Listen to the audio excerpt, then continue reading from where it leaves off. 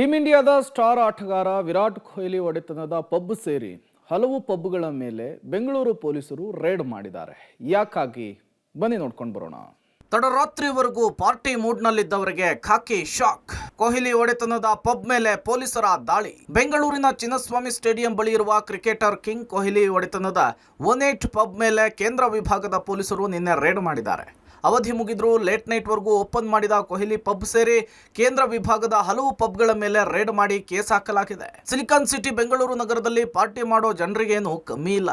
ಕೇಂದ್ರ ವಿಭಾಗದ MG road, brigade road, church ಸ್ಟ್ರೀಟ್ನಲ್ಲಿ ಕೇಳಬೇಕಾ?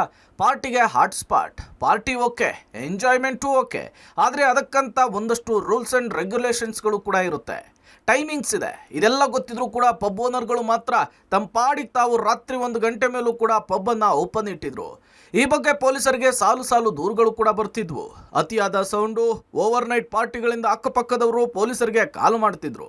ಈ ಬೆನ್ನಲ್ಲೇ ಕೇಂದ್ರ ವಿಭಾಗದ DCP ಶೇಖರ್ ನೇತೃತ್ವದಲ್ಲಿ ನಿನ್ನೆ ರಾತ್ರಿ ಪಬ್ಗಳ ಮೇಲೆ ದಾಳಿ ನಡೆಸಲಾಗಿದೆ.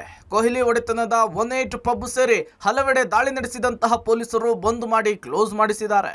ಬಾರ್ಸು, ರೆಸ್ಟೋರೆಂಟ್ಸು, ಪಬ್ಸು ರಾತ್ರಿ ಅವಧಿ ಮೀರಿ ಕರ್ತವ್ಯ ನಿರ್ವಹಿಸ್ತಾ ಇರ್ತಾರೆ, ಕೆಲಸ ಮಾಡ್ತಾ ಇರ್ತಾರೆ, ಸಾರ್ವಜನಿಕರಿಗೆ ತಮ್ಮ ಸೇವೆಯನ್ನು ಒದಗಿಸ್ತಾ ಇರ್ತಾರೆ ಅಂತ ಹೇಳಿ ದೂರಿನ ಹಿನ್ನೆಲೆಯಲ್ಲಿ ಸುಮಾರು 15 ದಿನದಿಂದ ನಾವು ವಿಶೇಷ ಕಾರ್ಯಾಚರಣೆ ಕೈಗೊಂಡಿದ್ದೇವೆ. ಹಲವು ರೆಸ್ಟೋರೆಂಟ್ಸು, ಬಾರ್ಸ್ಗಳ ಮೇಲೆ ಪ್ರಕರಣಗಳನ್ನು ಕೂಡ ದಾಖಲಿಸಿದ್ದೇವೆ. ಇನ್ನೂ ಕೂಡ ಮುಂದಿನ ದಿನಗಳಲ್ಲಿ ಈ ಕಾರ್ಯಾಚರಣೆ ಮುಂದುವರಿಸಿ ಬೆಂಗಳೂರು ಕೇಂದ್ರ ವಿಭಾಗದಲ್ಲಿರ್ತಕ್ಕಂಥ ಎಲ್ಲ ಏನು ವಾಣಿಜ್ಯ ಥಿಯೇಟರ್ಗಳ ಮೇಲೆ ಸೂಕ್ತ ನಿಗಾವನ್ನು ನಾವು ಇಡ್ತಾ ಇದ್ದೇವೆ. ಎಲ್ಲರೂ ನೈಟ್ ರೌಂಡ್ ಅನ್ನು ಪಕ್ಕ ಮಾಡ್ತಾ ಇದ್ದೇವೆ. ಕಳೆದ ಕೆಲ ದಿನಗಳ ಹಿಂದೆ ಕೂಡ ಕೊಹ್ಲಿ ಒಡೆತನದ 18 ಪಬ್ ಅವಧಿ ಮೀರಿ ಪಾರ್ಟಿಗೆ ಅವಕಾಶ ಕೊಟ್ಟಿತ್ತು. ಆಗ್ಲೂ ಪೊಲೀಸರು ಹೋಗಿ ಪಬ್ ಅನ್ನ ಕ್ಲೋಸ್ ಮಾಡಿಸಿ ವಾರ್ನ್ ಮಾಡಿದ್ದಲ್ಲದೆ ಕೇಸ್ ಕೂಡ ದಾಖಲಿಸಿದ್ರು. ಅಷ್ಟಾದ್ರೂ ಮತ್ತೆ ಲೇಟ್ ನೈಟ್ ವರೆಗೂ ಓಪನ್ ಮಾಡಲಾಗ್ತಿದೆ. ಹೀಗಾಗಿ ಇದೇ ರೀತಿ ಓಪನ್ ಮಾಡುವ ಪಬ್ಗಳ ಮೇಲೆ ಪೊಲೀಸರು ಕಣ್ಣಿಟ್ಟಿದ್ದಾರೆ.